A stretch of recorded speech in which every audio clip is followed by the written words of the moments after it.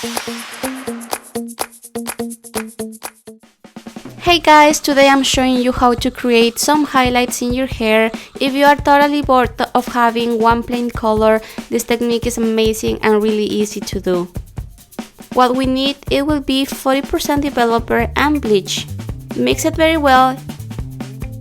Now apply the bleach on the comb, and this is one of the most important things to do.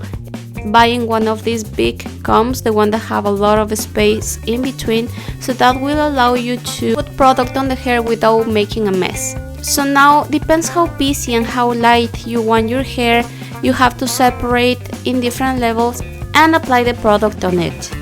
This part is optional. I kind of want to have more a ombre style color, so what I did was putting some bleach on my hands and applying it in the end of my hair, so that will create that dark to light shade. Repeat the process on the other side of your hair.